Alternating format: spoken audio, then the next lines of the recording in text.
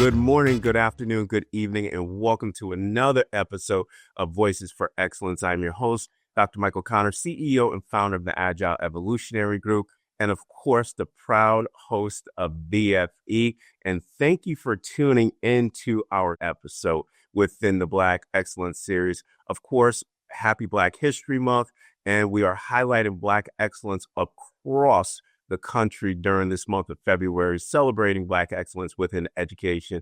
And today's guest, yes, he exemplifies Black excellence all the way around. I have known Brian Roberson for about 4 years now, right? Dating back when we first met at NABSE. And of course, I love him not only as just as an educator, as a person. He is a part of the oldest, the coldest, the greatest fraternity in the world, Alpha Phi Alpha Fraternity Incorporated. Yes, my bro, as we always say, not only, is he just a great alpha man, he's leading the leadership of what he's doing in the state of Texas with Alpha Phi Alpha Fraternity Incorporated. He's the state historian at the regional level. He's the chairman of the Time and Place Committee, and he's also the chapter president as well. But we're going to talk a little bit about that, his work within the fraternity, specifically how he's really, really changing the face of education in the state of Texas.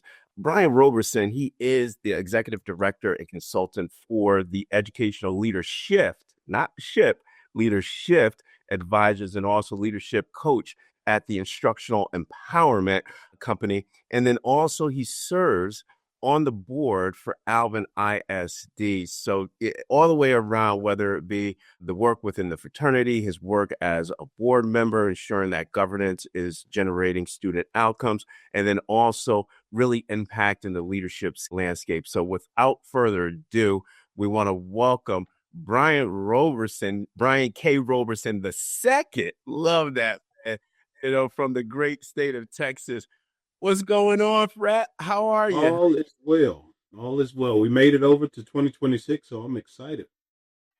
Absolutely. Glad to have you on. Glad to see you, man.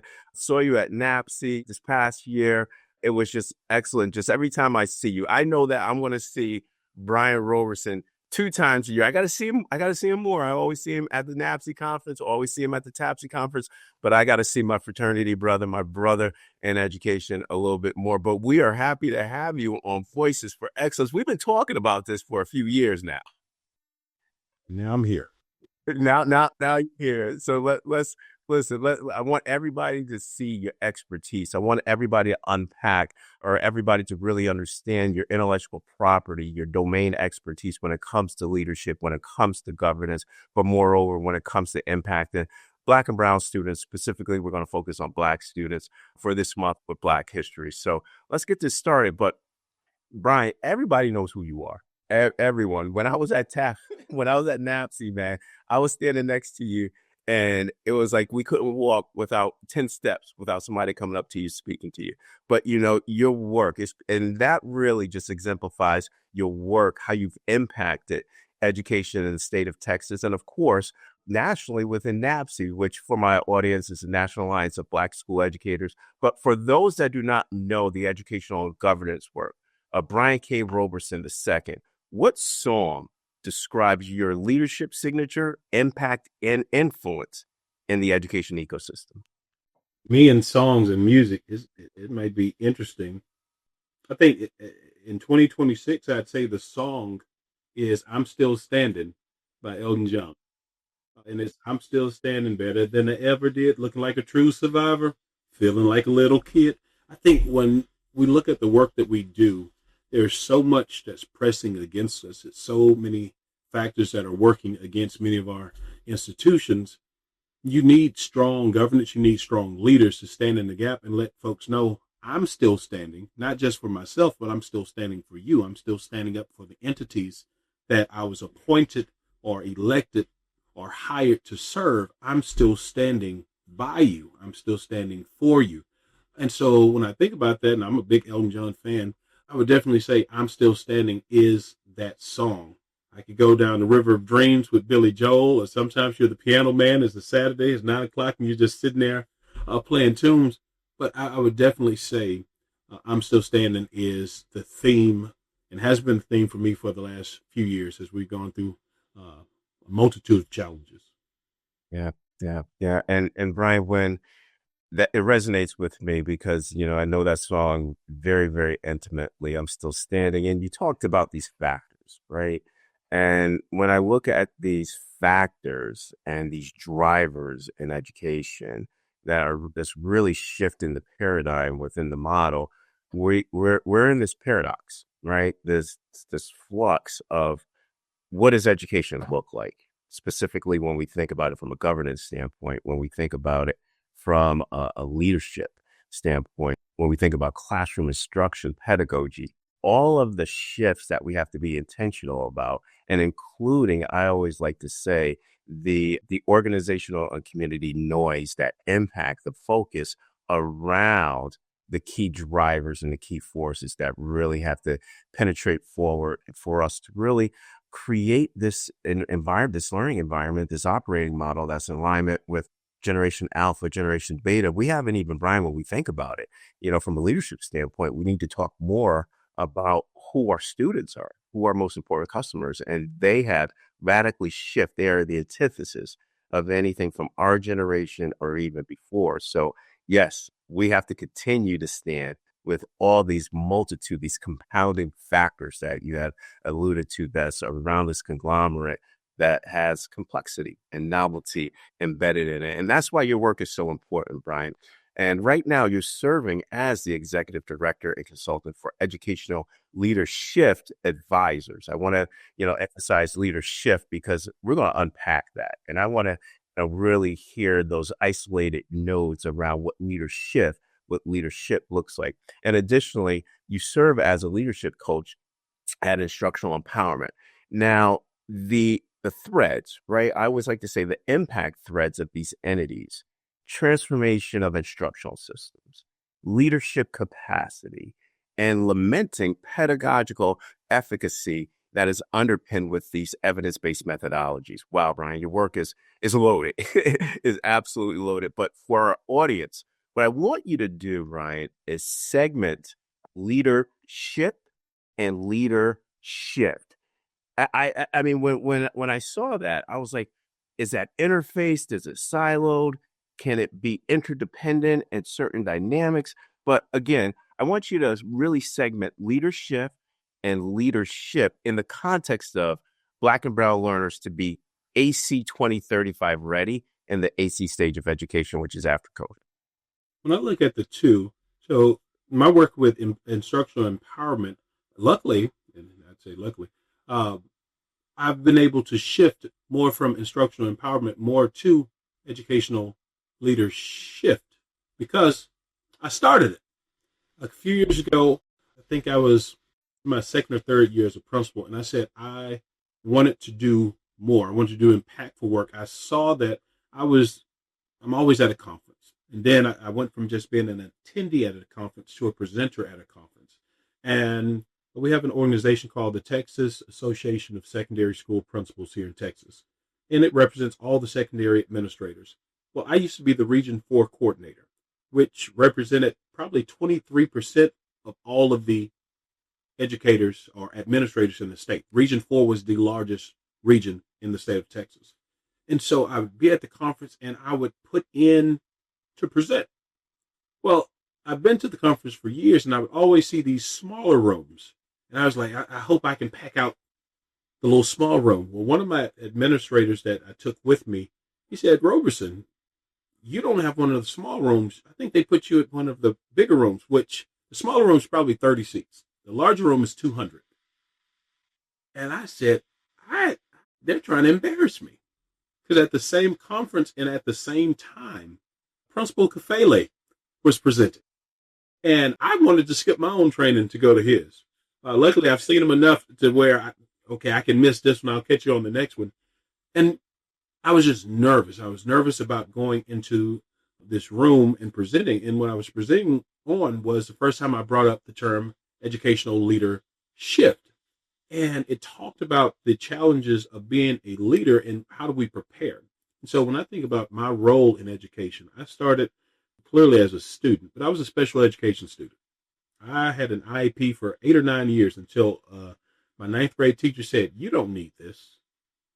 You can be successful." I said, "I've been trying to tell them this for years, but they never really asked for my input in the arts." Um, but we got to that point. I went from a SPED student to a general ed student to a college student to back to public schools. And I started as a substitute, then a special education paraprofessional, then as a special education teacher, a speech and debate coach, a football and track coach, an assistant, associate, and then two-time principal, and the National Alliance of Black School Educator 2022 Principal of the Year. And this journey was all in about a 14, 15-year span. But in it, as we moved up that ladder of leadership, there was challenges. There were setbacks. I went from this district and I learned things, and I took it to this district and I learned things. And that promotion you thought you were going to get coming here actually came there. In that leadership journey, there were many shifts. And what I saw as an African American male educator, and what I saw as an advocate for our Black and brown students in our school systems, not many people are prepared for the shifts that happen for them or to us. And so I said, we have to be more clear and speak out more about how to prepare leaders for the shift, not just the ship. See, we're all on the ship and the ship gets rocky. But when there is a shift, how do you respond? How do you do what is best for our kids? When we look at the annual data, or hopefully you're not just looking at it annually, but when you're looking at that data throughout the year, when we see that certain demographics are not performing or they're underperforming, how are we going to shift our plan? How are we going to shift our thinking? How are we going to do something different and provide for those scholars what they need to be successful? And so the work I was able to do with instructional empowerment, I was in the Midwest, and it took me out of Texas to see education through a different lens. And when you go state to state, you see some things and like, that's a different challenge. Or I have the skill set. I could help turn this school around, because the challenges for them are successes back home.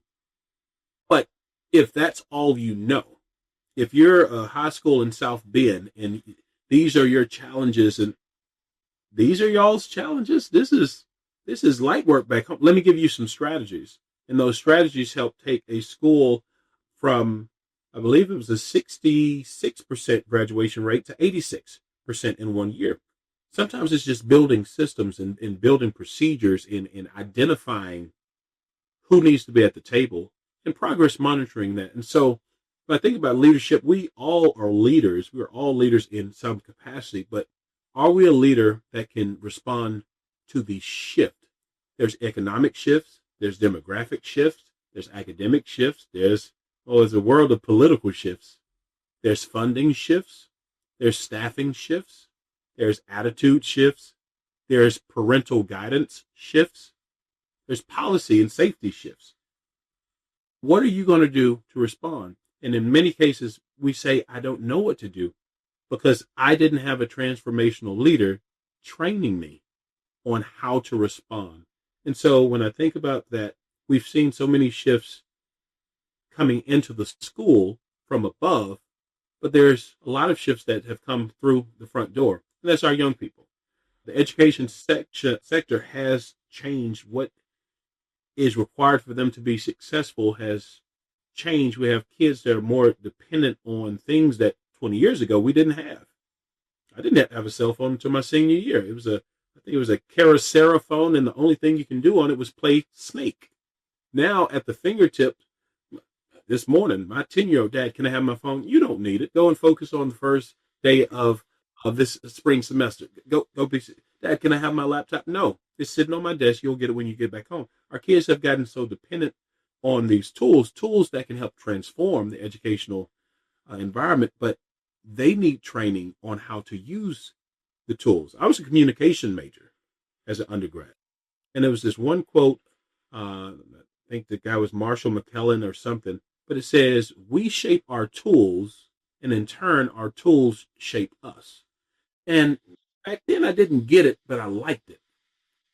The last 20 years, I've seen it and I've lived it. we've made these devices. We purchased these devices. There's programmers who have designed these devices, but now these devices are designing our way of life and how much time we spend on task and off task. And so it very much has impacted us. Do we know how to respond? And that's the work that I want to lead. And so it's in some parts, it is advocacy work. In many parts, it's advocacy work. And advocacy looks different for some. As I'm writing the final pages of this dissertation, my title shifted. I think when I started, I wanted to talk about discipline. But that was typical for an African American man to talk about discipline in schools. But it was a success story. I took over a school and discipline dropped by 47% in 1 year alone. So the school that was the gang infestation, they had the weapons and no one wanted to go there. People were fighting to come and work there because we built culture. And we told kids, your behaviors will change before my expectations for you do. You will change before my expectations do. And the kids met us where we needed them to meet us. And we took them to where they needed to go. And so I started on that, but then I shifted because I saw the shifts that were going on in education for particular groups. One particular group was one that I'm a part of, African American male principals. And so being a part of NABSE and being a part of TABSE, when we do our Men on a Mission or the Men of Iron series, and we bring all of these black and brown men into the room and talk about issues facing us and how we navigate those challenges, because many times folks will say, why do you need organizations like that? Or these, because you have a black or a brown or a Hispanic or any demographic in the title, it's a racist organization. No, because I'll tell you, when I went to the Texas Association of Secondary School Principals, there wasn't as many principals that looked like me. There wasn't intentionality behind it. And so when I sat in the room and I talked about my challenges, there were people that looked at me like, well, that's your lot. We're fine over here. But when I go to the conferences that were uniquely designed, intentionally designed to bring thought partners and leaders together that have the similar challenges in how we can build each other up, we're empowering each other. And I'm sitting there and I'm like, I want to continue to advocate because I'm in lots of rooms, but I know it's not too many people that look like me or speak like me or think like me in these rooms. So how do we open that door? And so the shift, as you may have heard at NABSE, we always talk about the research says that African American male educators are 2%. Well, the research updated would say it's now 1.7%. It's dwindling. But when we take that group picture at NABSE or at TABSE, I say, y'all, we need to show them that we are more than 2%. Our impact is more than 2%. And so I updated my dissertation to more than 2%, the lived experiences of African American male principals and the hiring practices that affect career development. Because as you go into the research, and when you look at all the dissertations, it always goes back to Brown versus Board and what happened to our school systems after Brown versus Board. Many folks would say, well, separate but equal. I have this view and I have this view. Well, in some communities, predominantly African American schools led by predominantly African American educators, predominantly African American principals and superintendents, they were thriving in their own community. They were thriving, but they just did not have a fair shot at the facilities and the infrastructure and the resources. But they were loved and they were cared for.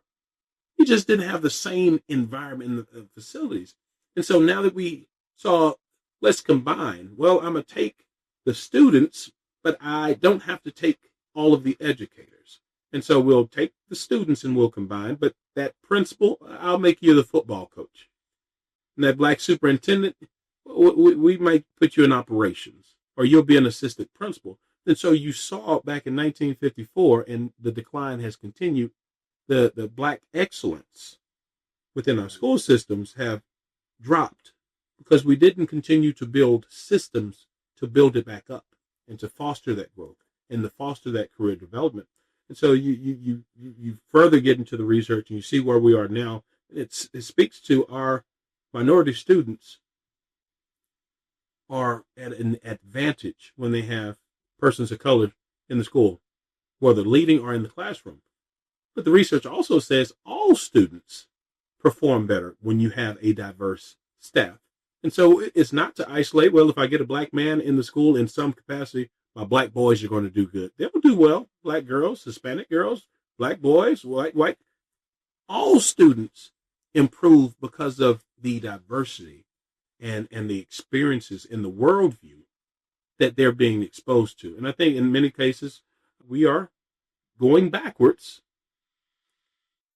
And you have young people growing up in a world soon facing challenges that they're not well equipped to face because they were sheltered or cut off from the experiences or the worldview that they'll need in just a couple years. And I think we're hurting them, and that's on the social side, but we're hurting them on the academic side because they're not learning. They're not learning the things they need about the people they need to know and know about to make an impact. It was one district I think I was a part of, and we said we were preparing students to be global citizens. Well, that sounds different now. Do they know how to be a global citizen? Because the globe is becoming isolated. And so you're not learning about the worldviews. You're not learning about the other geopolitics, and unless you just watch the news. But it's so slanted to where our young people don't know how to form their opinion. Let me give you a set of information and let you sit with it. I want you to form an opinion. Now, folks are getting agenda points and talking points, and it's vastly slanting what goes on in our schools all the way to the elementary level. The election, some schools, they have mock elections at the base level. And my kids at the time was 9 and 5, and they said who they were going to vote for. And this candidate isn't good because he says this, that, and the other. And this candidate is good because she unites and she's nice and pleasant, and she cares about people. Our kids are seeing this. A 5-year-old told me who he wanted to vote for. I said, I'm going to actually take your advice. I voted for the same person. So our kids are seeing and developing at a fast rate, but are they developing in the areas and on the topics that we need? We started this about music. We have kids that will learn a song and the corresponding TikTok dance to go with it in 10 minutes. But it's concepts in their classrooms that they've been struggling all semester. They may fail short on that Algebra 1 test, on that English 2 exam, or on U.S. history because it's not clicking. What do we need to do to respond to the shifts that we've seen in public, private, charter school? I don't care which educational system it is. We've seen a shift. How do we respond? Well stated, profound. And I took a lot of notes and just extracting some of the themes from your answer. And Brian, I think that now we have to be super intentional with how we're shifting the dynamics in education. To my audience, Brian gave a really high level answer where he part and parceled leadership and LeaderSHIFT nicely. And when I think about it, and as Brian was unpacking his thoughts, we have to be intentional with the shift, with the various dimensions in education. You highlight various themes, but I kept going back to my 22nd century education model, right? And as you were providing your answer, I kept identifying specific indicators that we need to intentionally shift to integrate into the model. And when we think about Generation Alpha, Generation Beta, they are the two most, Generation Beta, they're the two most diverse generations of mankind. When we think about Generation Alpha right now, I think that now the data is saying that 29% of our students in Generation Alpha are two or more races. So when we think about that, and this is up when I think it was about 15 years ago, I was looking at it, it was in single digits, roughly at 8%. So, and this was Gen Z. So when we think about that, you talk about the diversity, you talk about the intentionality with hiring practices, you talk about infrastructure and resources, new pedagogical approaches within our classrooms, preparing teachers and leaders for that. That is a seismic shift that we have to underscore in education, specifically being intentional with regards to how we're doing the necessary shift, sharing next in class practices. But more importantly, when I think about shift, I underscore or I correlate causality, correlation, we could talk about at a high level. To my researchers, they'll argue it. But when I think about this causality, correlation, leadership correlates systemically with transformation, right? And within that leadership, we have to, the hardest part around leadership thing and transformation is the unlearning of the old practices. And Brian, you contextualized that perfectly. And I loved how you talked about culture, right? Being intentional around the culture. But I think there's an essential question that you presented that every educator need to ask.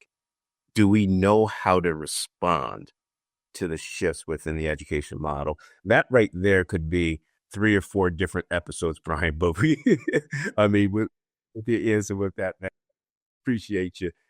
If something you just said, unlearning the old practices, and this goes into the governance work. I serve on a school board. I was elected last year, where in 100 years, I'm only the third person that have the shade of skin that I have. And the district went 96 years before we elected the first one. So I'm just the third African American to serve on the board and the first African American to serve as the board vice president. So we're making progress there. But there's been times where we've had conversations and, well, that's not the way we do things here. Or that's not the normal process. Or that's not governance. That's not governance through your lens. And that's not the way that you've done things here. And that's not the focus that you've had. But when we think about the way that we do things, I often have to advocate and bring into the space for 96 years, 96% of the history of our district, you didn't have to deal with a perspective like mine at this level. You didn't have to deal with conversations. You didn't have to hear it outside of public comments for 3 minutes, and you don't have to respond to them. And so it's different when you have individuals at the table forcing, and it is a force now. We can't keep going with the old practices because the old practices did not include myself or the kids that I have. It didn't include it. So now we're going to be much more intentional about these conversations. And I'm going to provide to you these perspectives that you probably may not have gotten had I not sat here on this board. Absolutely. And Brian, if you think about it, and we're going to touch upon governance and your role and what we're seeing within boards across the country, state of Texas, but you hit upon a point that resonates with me. And I think it's this confluence that we're seeing now more than ever because of the generational shift of our learners is that the model design, the model construction of education, if we think about it from a historical perspective, it wasn't designed for Black and brown learners, if you think about it. And that's where now where we see these exacerbations, right, within achievement, there's tension around culturally responsive practices and culturally responsive pedagogy because of now what we're seeing, in the political landscape across the United States. But when we think about that, having that, be it 90 years, right? And now you're bringing in what I like to say, the voice, the antithesis, right? To be able to challenge the system so that now we can create ambidextrous structures that are in alignment for all. Brian, you hit upon some great points, but I want to stay there where, you are the vice chair for Alvin ISD, right? We're great job with that, Brian. Thank you for your work. But we're seeing, right? We're seeing nationally these tensions with implementation, vitality, processes of governance. right? More than ever, specifically when we're talking about adhering to a governance model where it's structured around organizational priorities and academic outcomes. This is where now your voice is challenging the current construct because you're bringing in that diverse perspective, that lens that looks at systems differently, which we need. But with your deep understanding of both parallels, right? We're going to get into the parallel when you were 2022 NABSE Super Principal of the Year. You've seen it from two dynamics as a board member and then also as an educator. How do we achieve governance coherence where the focus is on leveraging strategic priorities, leveraging, let's say, your operating model, ensuring that all students are learning, ensuring that all students are a part of the conversation in partnership with your superintendent of schools, where now the focus is not on what I like to say organizational or community noise, but the focus is back to the signals, which is the core priorities within the work. I always say keep the main thing the main thing. When I campaigned, I said keep the main thing the main thing. And it was effective because when you see, especially now, you have candidates running for school board and they're putting Republican or Democrat on their campaign material. And it's a nonpartisan role. It never mattered your political party up until the last maybe 10 years or so. People would come up and ask, are you a liberal or a conservative? And I said, it's 2025. What do any one of those even mean anymore? Because what I used to learn, it ain't what I see. But I would ask our constituents when they would vote, what is your issue? And I'll answer your issue. Don't box me in. Tell me your issue. And it was at times about restrooms and who can go in the restroom. I said, well, typically we use restrooms based on what the student information system says your gender is, and they have a marker on the wall, and you go to that corresponding. Anything out of that falls outside of the student code of conduct. Now, if the laws change, if the policies change, we follow whatever the governing bodies tell us to follow. But it's relatively simple. Well, what do you think about folks in sports? I said, honestly, I never really cared about it until I was a football coach. I was a head freshman football coach, and it was a young lady that played nose tackle for our opposing team, and she was getting after my interior guards. At the end of the game, I had to give her a high five. And I said, so that's the first time I ever experienced that, and more power to her. But when we want to get that alignment, I think we have to ensure, now that I'm on the board, I have a perspective. I have a expertise. I have a background. But what you must match that with is school leaders, instructional leaders that are welcome to that feedback or expertise or that knowledge. And I think what can be a challenge for superintendents is interesting. I come from a background where I know many superintendents. I know many board members. I'm an educator, but I'm not an educator at the age of where I've retired. And I think TRS say I still got another 20 years before I can get my max. So I'm going to be around.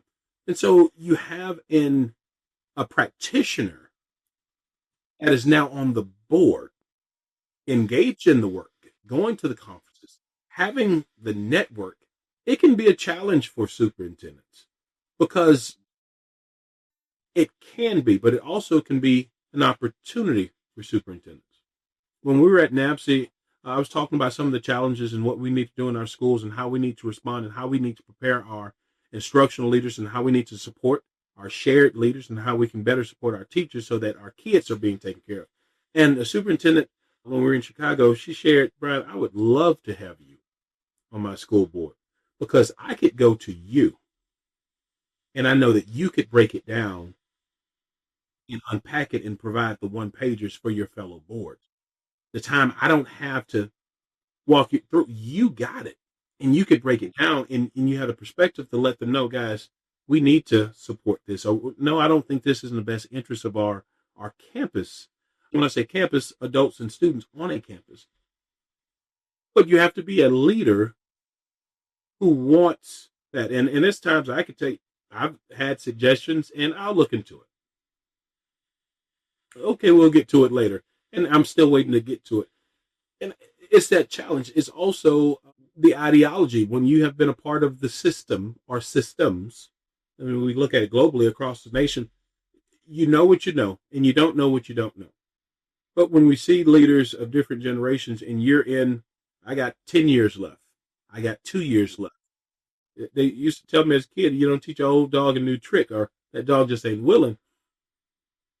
We have to come to this shared space and keep the main thing, and that is our kids and the educators that serve them. Many times our board members say, I'm here for the kids. I'm here for the kids and the educators that served them, because I was an educator that served the kids. I was also a kid.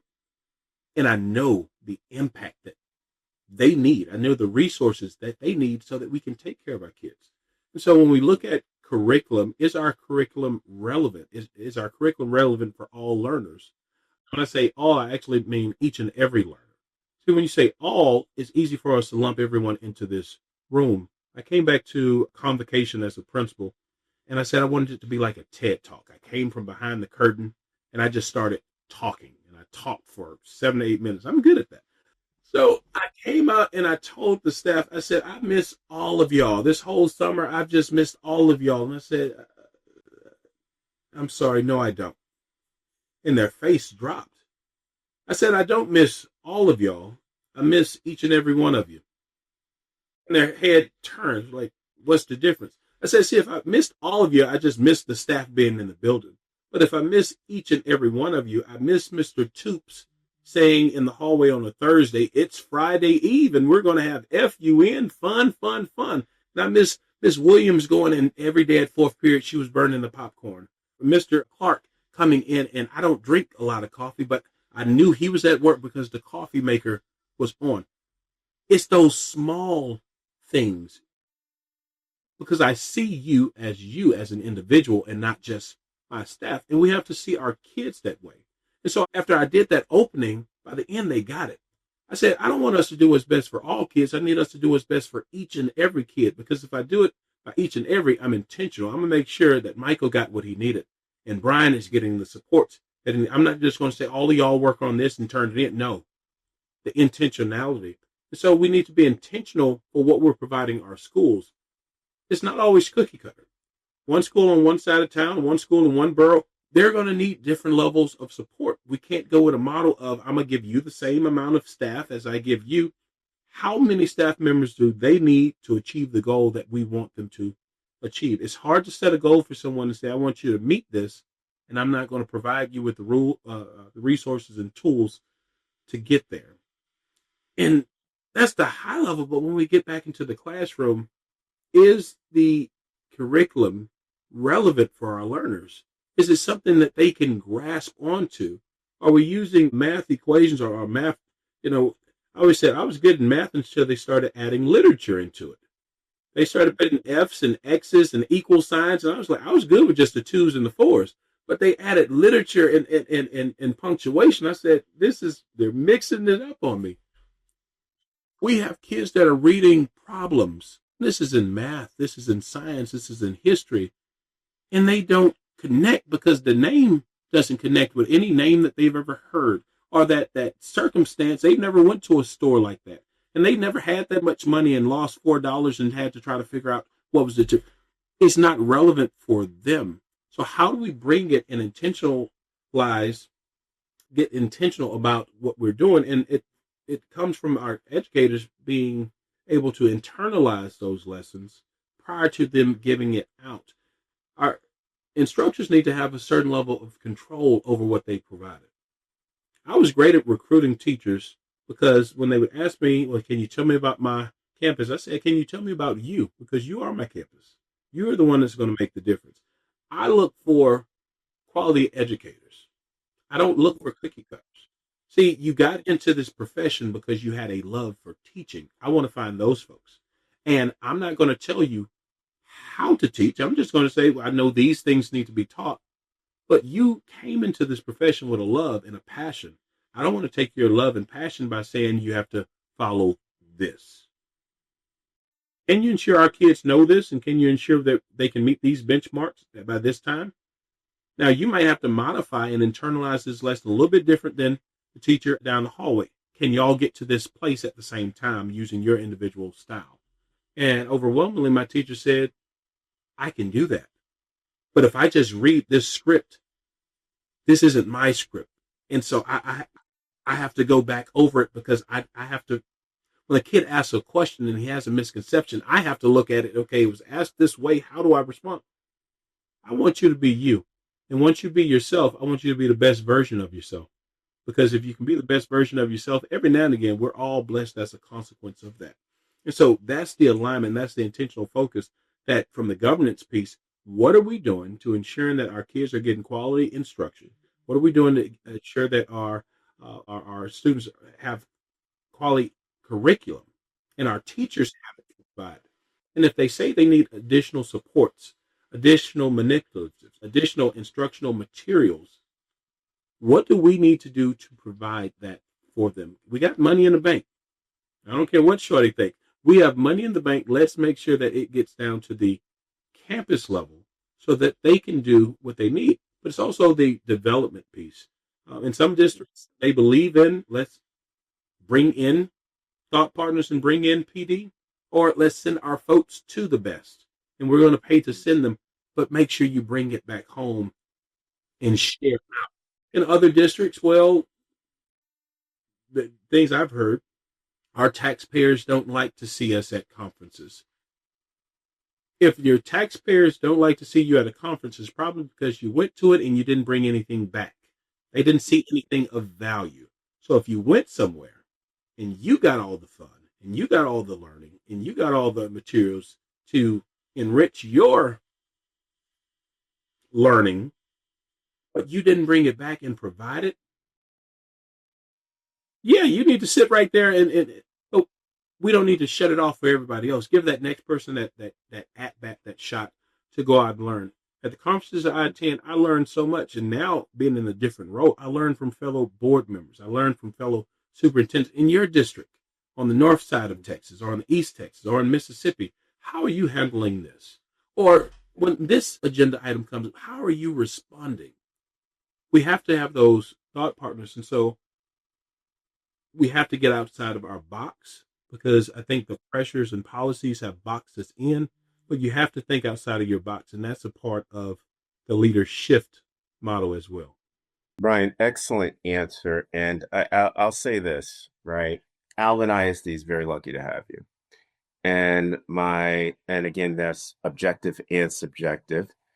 And the objectivity within the answer is you're bringing a practitioner lens to the board where now you're truly ensuring that your governance model, governance by definition, has a strategic, differentiated impact on your students, on your schools, on your leaders, where now you're changing a mindset. That I think that's a universal mindset where we don't like our superintendent, we don't like our leaders going to conferences.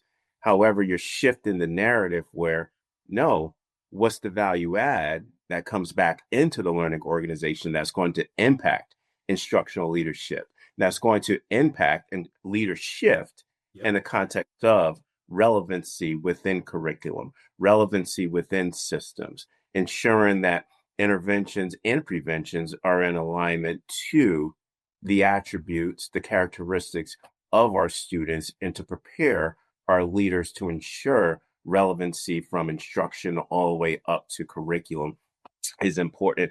You use one word. You use one word that resonates with me: alignment. And when we talk about board governance alignment, now we're talking about improving the quality.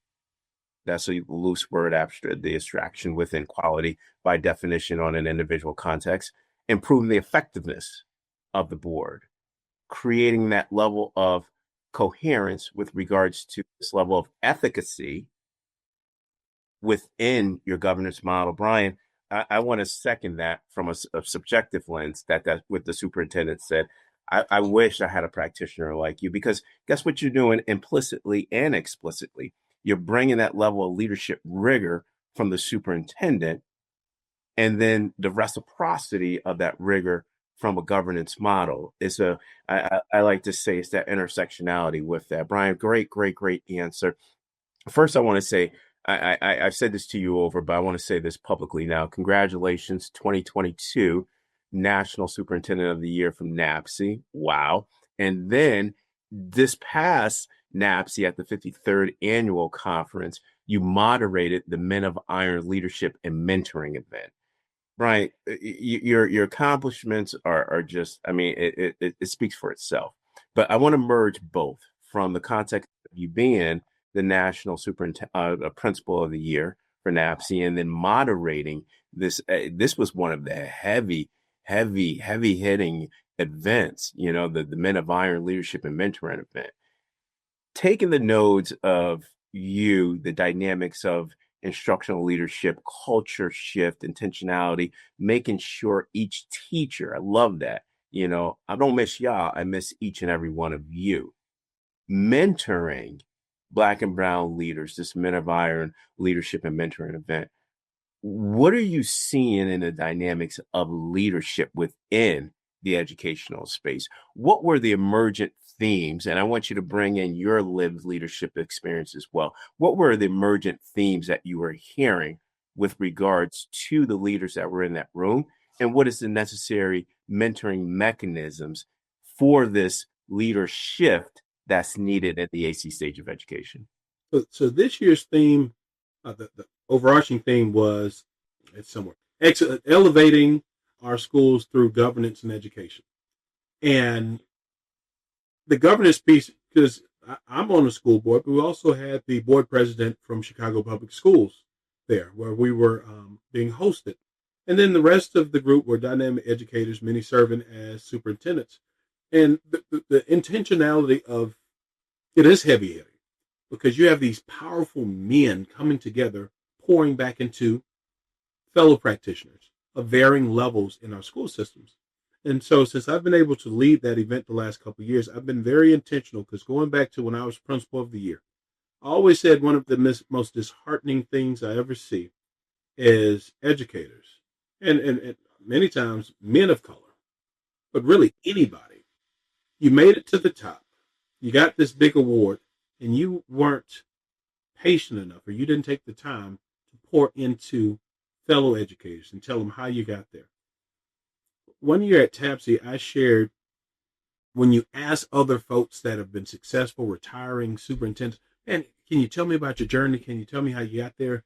And there was one guy that said, man, you just keep saying good morning. And another senior educator said, well, you just put one pants leg on at a time. And I snapped. I said, I've been getting dressed like that my whole doggone life, but I'm still in this situation. I still haven't done this, and I still haven't. And it was crazy. But I said, we have to put each other in the room, and we have to talk, and we have to share. What does it look like? And so I've been intentional about who gets a seat on that panel, because I've seen educators that got the big awards, and they'll come and it's all about them. Or in our field, you have some folks, they're the main folks we keep highlighting, and we keep putting them up there, and we keep giving them another plaque. They're receiving the plaque, but they're not giving the people anything of value that they can take back and say, yeah, I met this great person. I took a picture with them, but they didn't say anything about their journey. It's like, it's just reading the bio. Keep it real, because times are real for us. And so on that panel, you have these superintendents, and the questions we asked, we had superintendents from Texas, from Arkansas, from Wisconsin, from Ohio, from, I know I said Arkansas, but also Denver. So you have this diverse group that have different challenges with instruction, different challenges with immigration, different challenges with funding. And so what I wanted the people to hear was, how are they navigating those challenges from their seat, through their lens, with their perspective, after they've had their journey? How can we learn from that model? How can we pour into each other? How do you sustain that success? How do you navigate that success? How do you find that success, especially being a person of color? But then the mentoring part, I stopped asking questions at a certain point. I had my stuff scripted. And normally I don't script my questions because I've done enough research on the panel to where I just sit there and I start leading into a question, and the person, they know, wait, hold on, that happened in my town last month. It's coming to me. And so it's been organic. Many times they'll ask, can you send me the questions ahead of time? We're still working on it. No, we're not. I want to have a real conversation because if I overstudy my answer, it's going to be scripted. I want it to be real because our folks that are sitting in the audience, they need it real. And so this is where the mentor piece comes. I stop asking my question. Guys, it's folks in this attendance. You come to these conferences, you pay this money, you're getting this PD, but did you get to ask your question? So the time that we have allotted, what's your question from your lens? And one of the questions came in talking about discipline and juvenile systems, and others talked about how do you prepare for this role? And if you're an athletic coach, how do you prepare to be an administrator? That's where the mentoring pieces come in, because now you're getting this real advice. And I asked this question that many times we don't ask superintendents. What was your teaching position? And we went one by one, and one superintendent said, I was an elementary school teacher. And one superintendent said, I was a PE coach. And I said, that's why you talk so loud all the time. Because we have fun up there. But I was a SPED teacher. I worked it, and see, many times you get folks to that level that no one ever asks them, what were you when you were in the classroom? Because I need to humanize you so that these folks know that the position that you're currently in, they were there. But now we're going to talk about the steps to how to elevate you and get you to where you need to be. And so we've changed the board.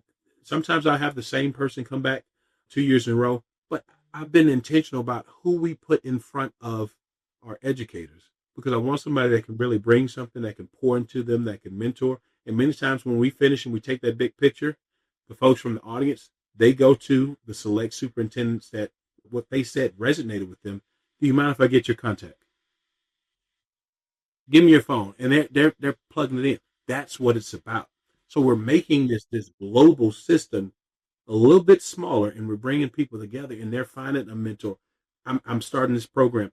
Well, one of the superintendents, he is a professor as well, and he's a dissertation chair. He said, hey, add me to your committee. I said, okay. He said, add me to your committee, and if you can't add me, just send me your dissertation. I'd love to look over it and give you some feedback. That's what it's about. How can we get in the room and we find folks that are passionate about pouring into each other, no matter what they're getting? It's not about, I'm going to get another plaque on my wall and something to hang up.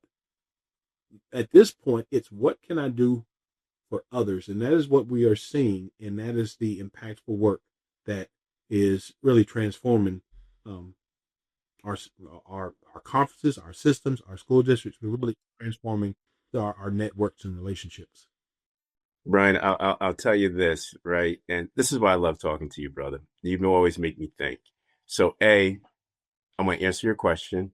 I was a fourth grade teacher, so now you can humanize me of why I think about systems the way I am, because coming from that lens.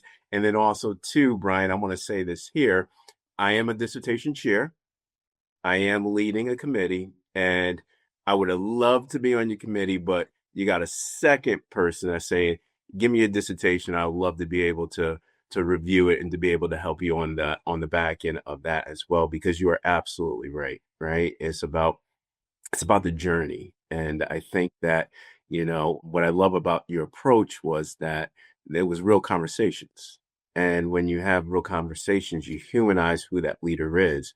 Though, like, as an example would be, Brian K. Roberson II, what we see, National Principal of the Year, a part on the Alvin ISD Board, really focusing on leadership development across the country in the state of Texas. But what I love about it is that who is Brian Roberson? What are the experiences? And what is that trajectory for coming from this? I like to say this reverse context, right, of how we're looking at where was the start and how you're getting there through that lineage. But absolutely, Brian. I mean, and I saw who was on that, man. So powerful and how you were moderating that. And I could just only imagine what the participants, the people in the audit, the educators, right, going out and seeking those individuals and saying, hey, is there a way you can be able to support me on my journey as well? But yeah, Brian, I want to read your dissertation, brother. I want to help you out, man. I mean, It'll be an email. It'll be an email very soon. I I'll got forward listen. you what I sent my charity just the other day. Hey, listen, man, my candidate, I think she's about done with me because I'm always giving the feedback. And you know it, Ryan, the feedback is real and my feedback is very extensive. But I always told her, Feedback is a gift. man, listen, I say this to my candidate all the time.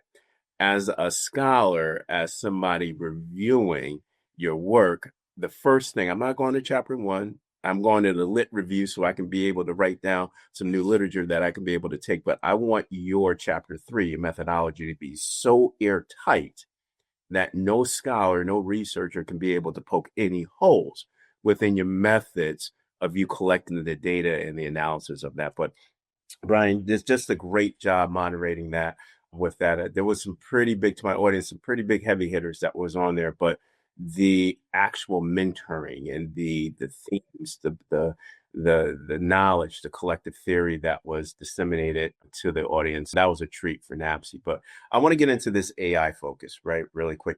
We wrap up because there's a lot of discussion around AI. I always say that we have to be able to ensure that the platforms and the solutions that we put in front of our students, is not the nice, bright, shiny thing, but what is the alignment for impact for our students. I always reference the Two Sigma problem from Benjamin Bloom that, back in 1985, within his research, he always talked about the Two Sigma problem. And the Two Sigma problem is that if we're able to get to that one-to-one level of, he always used the word tutoring, that one-to-one level of tutoring, student achievement would increase by 2 standard deviations. Now, in 2026, we shouldn't have any problems with that because we're at this level of the 2 Sigma prosperity, where now that one-to-one can be achieved with AI. But looking at this from the context of AI within Black and Brown communities. Now, Brian, I've been having many conversations that have been focusing on whether it be data privacy, whether it be algorithmic bias that lives within the actual model in itself. That's kind of the testing and training and the tuning within the model in itself, where now the outputs where we're seeing these biases, these deep fakes on the front end. And then also, when we think about, basic levels of access for AI. Now, these meta trends that I've just been, highlighting and compiled, right, is this duality that we have to be able to face. How are we eliminating inequities? But also, moreover, how are we expanding AI because we know that it's a part of our economic factors and trends that we live with. But from this lens of an educator and a trustee, right, what are the adoption processes that you recommend to alleviate this or to mitigate these inequities or these AI risk factors that we see within Black and Brown communities? And second, Brian, how should school boards address these concerns as we look at with regards to safeguards, policy structure, and even within the governance model? How do we address this? Because we're going to start seeing, or we're going to start hearing more of these conversations where how both access and opportunity gaps in the context of AI implementation and integration within our districts. I think really both of those questions are almost merged together. We need to put the right people in the room, and many of those right people aren't in the room. Many of those right people are people that are in the classroom. And so, and I had a conversation, my own sister, she works in the district, and she was a dynamic reading teacher, 4th grade reading teacher. And now she's an instructional coach, but she does a lot with the instructional technology. And I remember we had a conversation because there is a platform, it's an AI platform. I can't remember if it was Google or if it was something else. But when she would go in and she would train teachers, they were able to, it assisted with the internalization of their lessons or the building of the lesson plans. All these, it was great. But then the district put a firewall up and no, you can't use this one. You got to use that one. But that one isn't as good as this one, and it doesn't speak through the systems and what we need our kids to do. And we want the kids to be able to utilize it in an appropriate way. We can't because you did the. So we need to have the experiences, the lived experiences, and the narratives of our educators who see it daily and can give us some best practices and tips of what is it that you need for our kids to be able to do in your class. What is it that you need, and how are you trying to use these platforms and leverage it to get through the curriculum? How are you trying to use it? How will our kids use it, and how you need them to use it? Let's have that conversation. And now let's bring in our district instructional technology experts. Let's bring in some administrators in to talk about, well, our educators need this, and this is the functionality that we need to see at the student level. How can we provide this? Which platforms will provide it? And what are the safeguards? What can we turn on and what can we turn off to make sure that our kids are safe and that the security and the privacy is meeting the level that we need? We don't want we don't want the academic dishonesty that some of these programs bring, but I'm an adjunct and I teach a course called Learning Frameworks, and it's teaching young people how to be good students. And in this course, one of the modules is actually two of them are utilizing AI. And so we ask the students to create your weekly schedule using AI. Jot down everything you need to do, how many classes you need, how long does it take you to get to school, what time are you going to eat, your snacks, your breaks, are you going to the gym, are you walking, all of your day, how much rest do you need? Jot that down and then use this feature to build your calendar. I don't have to go to the nearest Hobby Lobby and get the big calendar and write down all these things and then take a picture of it and then type it up. We have systems that can help us do many of the things that we need. And when we look at this question, we talk about instructional time or lessons. How much time do we have? How many minutes do we have in an instructional day? Or over the year, how many instructional days do we have? And how much time are we wasting doing tasks that we could use this aid to assist us? Now, I can ask you some questions that I do need to hear your voice. But there are specific tasks that I don't mind you getting assistance on. I need to hear your thoughts. I need the critical thinking. I need students to be able to provide that. I need you to respond to each other using words, but there are specific tasks. We talk about time on task, but sometimes that time on task is wasted space because teachers are monitoring kids' time on task. They're just quiet looking at their desks. We don't know if they're learning. We don't know if they're processing. We don't know what they're doing. Let's eliminate the wasted time, and these systems will provide that. And so when you get to the governance aspect, what is it that our stakeholders asked for? Our teachers, our students. What are the community partners that can help provide these platforms? What is the cost? How does it integrate into our systems that we currently have? Is it something that we need to go out and buy, or is it something that we already have been provided and we haven't tapped into it? What does it look like? And this is governance, but also administration and being a practitioner. Sometimes I have to remember, let me stay over here because this gets into what the superintendent says is her job. But I can give you a recommendation of what I think might work since I've sat in those roles.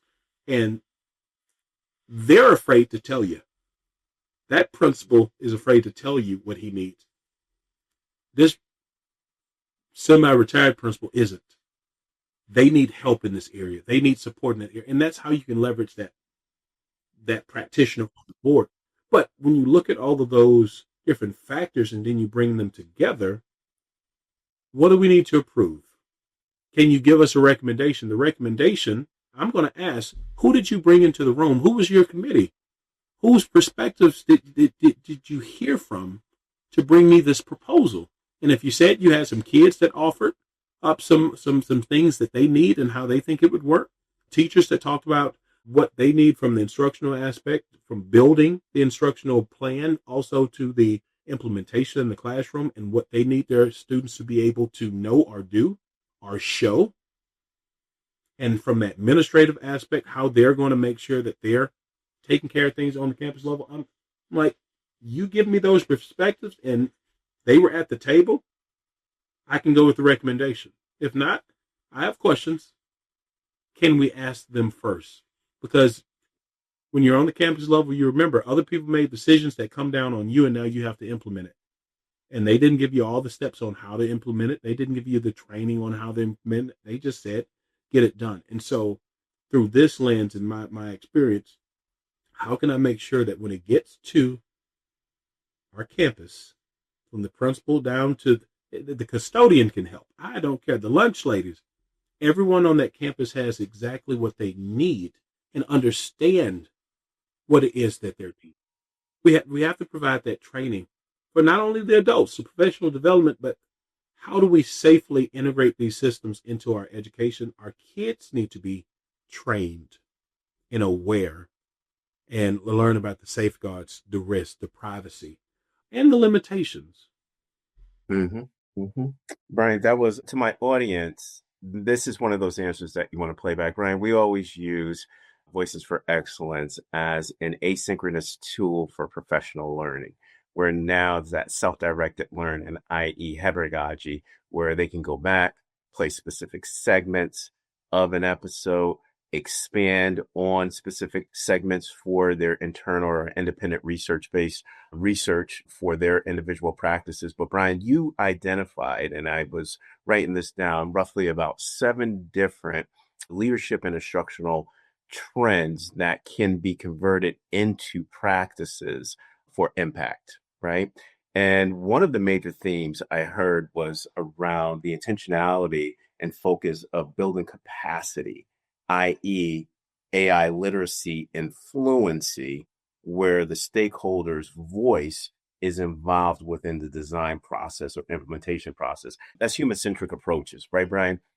And one thing that I've learned, from you just now is I always equate it to Moore's law, is that equilibrium between humans and machines. But now when I look at Moore's law in an educational context, I always think practitioner AI equilibrium, but intentionality of how we increase capacity or professional learning around these specific apparatuses that you were highlighting. I think that, Brian, we need to have more of a focus in education, and exactly what you stated is around elevating the voice or ensuring the voice of our stakeholders are a part of the process so that we have that vertical coherence. I love how you put it.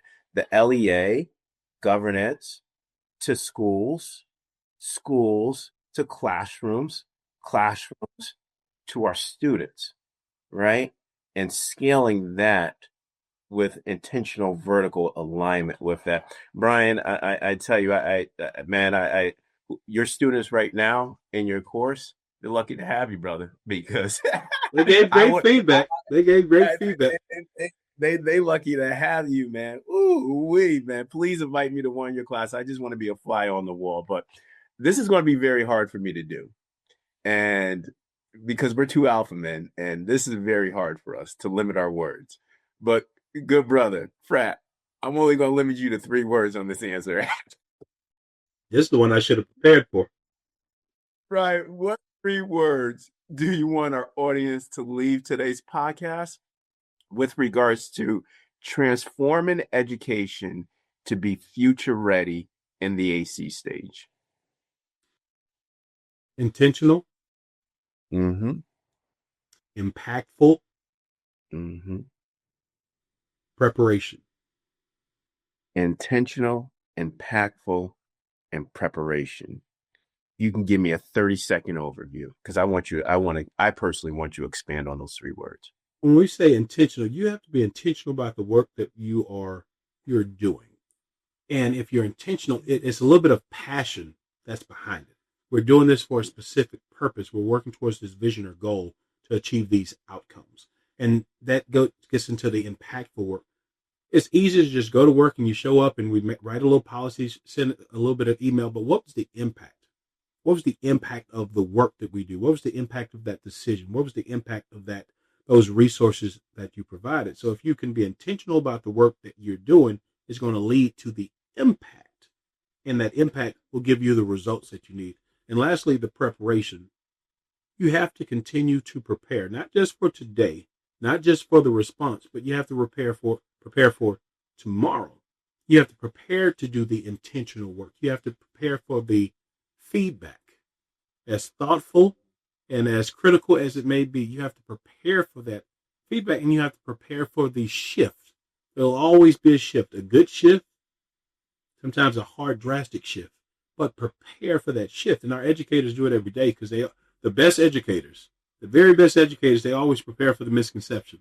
They prepare for that question. They prepare for that shift that comes in that lesson when the student gets off task or they're lost. You know what? I figured when we got to this is 3 areas, and I highlighted it in my lessons plan that I knew that you guys are going to have a question. Let's talk about it. Let's dive in. Let's make sure it's clear as mud by the end of this.